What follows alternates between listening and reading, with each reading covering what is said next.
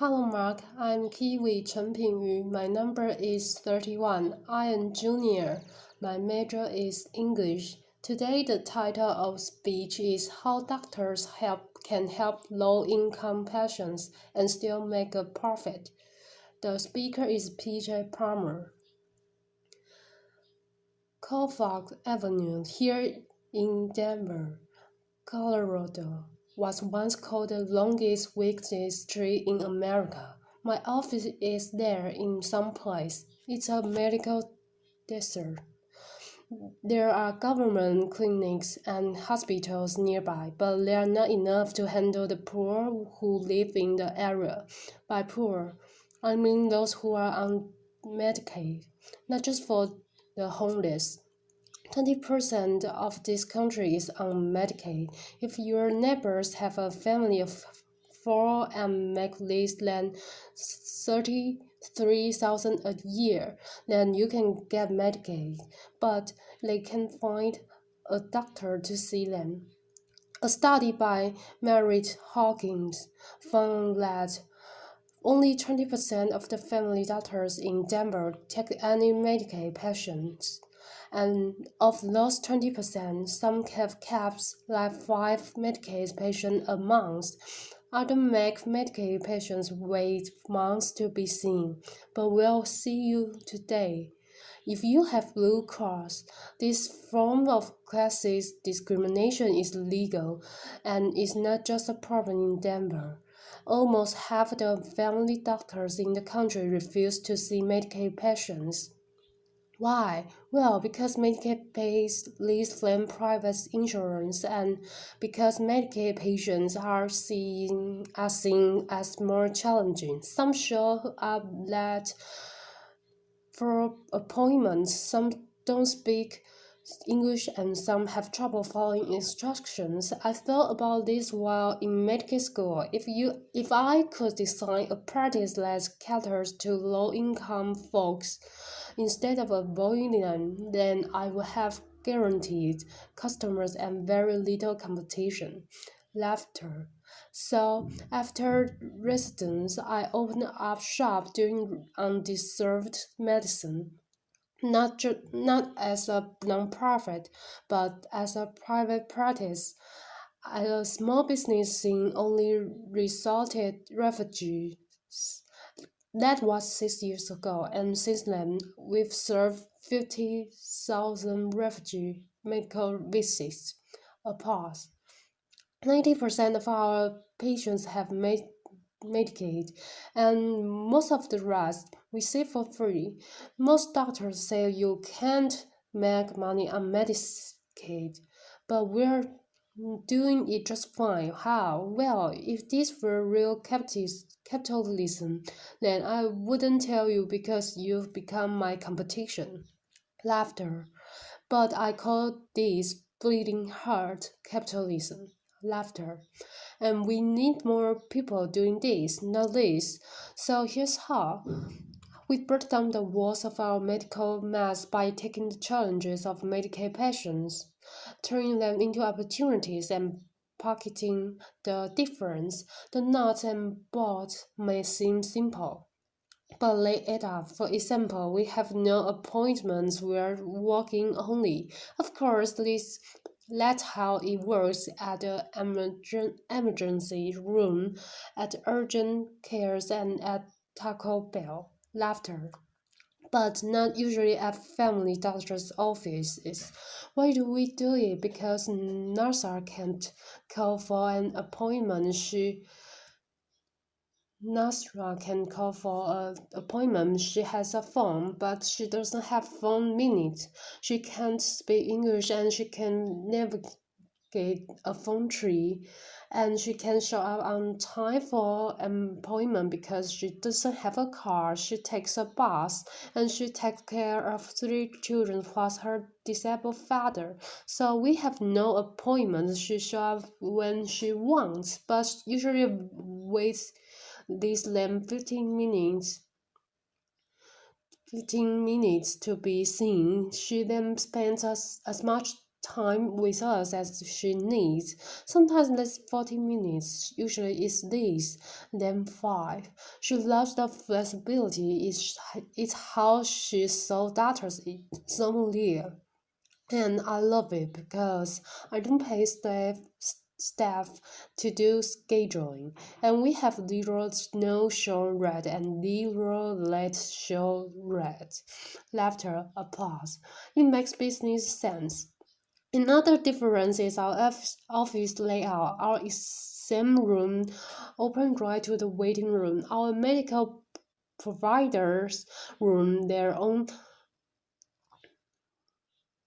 patients, and our providers stay in one room instead of alternating between rooms.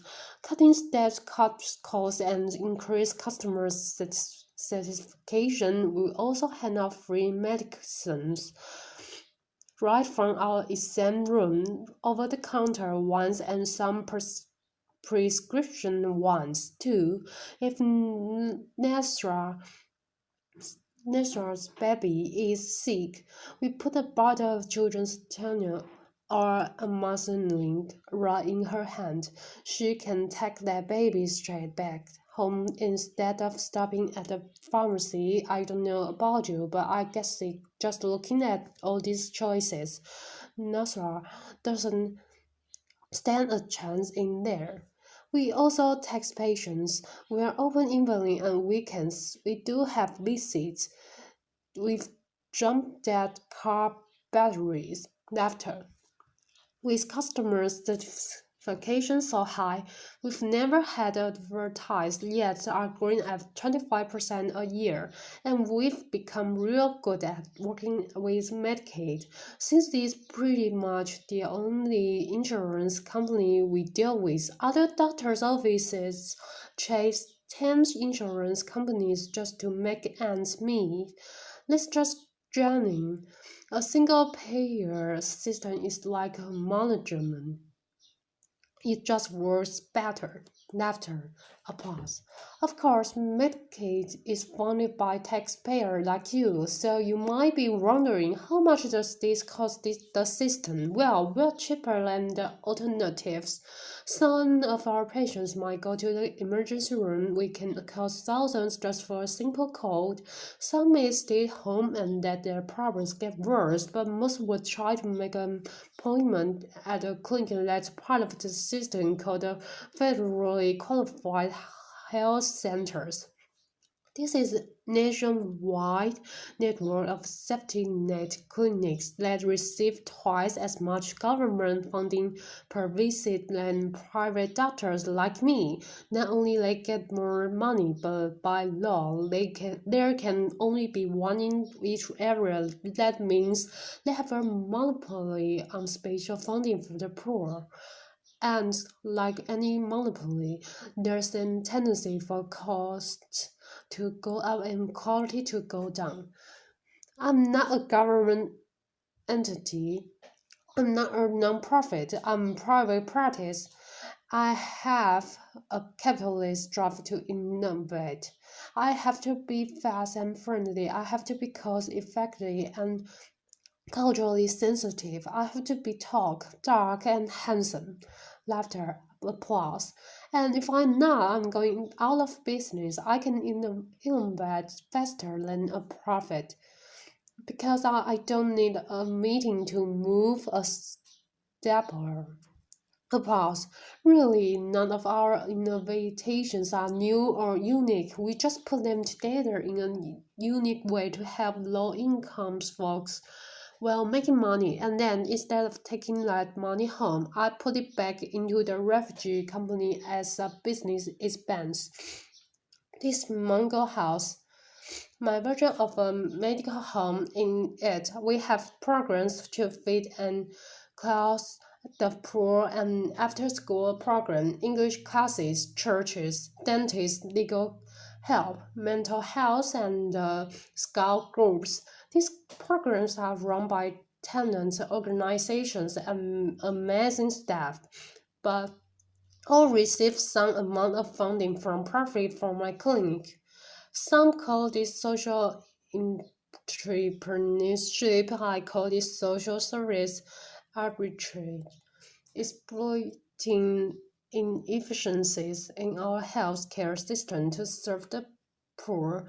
We are serving 15,000 refugees a year at this cost, then where else they would be going? Of course, there is downsides to go to doing this as a private business rather than as a non-profit or a government entity, less taxes and legal exposures, less changing Medicaid rates and specialists we who don't take Medicaid and there's bump stress. Notice there's no apostrophe. It's like we were going to blow up LU refugees. Laughter. We were going to blow up all you refugees, but then we went to your English class instead. Laughter. Applause. Now you might be thinking this guy's a bit different. Laughter. Uncommon. Laughter. A communal necessity.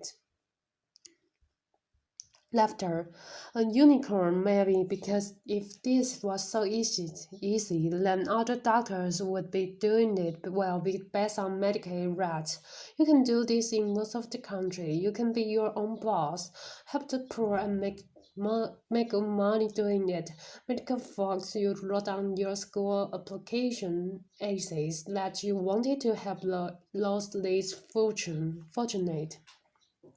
But then you had your idealism beaten out of you in training.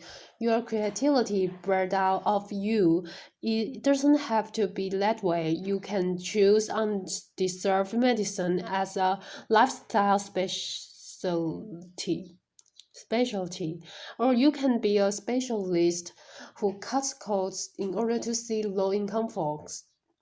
And for the rest of you who don't work in healthcare, what did you write on your applications? Most of us wanted to save the world, to make a difference. Maybe you've been successful in your career but are now looking for that meaning. How can you get there? I don't just mean giving a few dollars or a few hours. I mean, how can you use your expertise to innovate new ways of serving others? It might be easier than you think. The only way we're going to bridge is the undeserved medicine gap is by seeing it as a business opportunity. The only way we're going to bridge the inequality gap is by recognizing our privileges and using them to help others. Applause.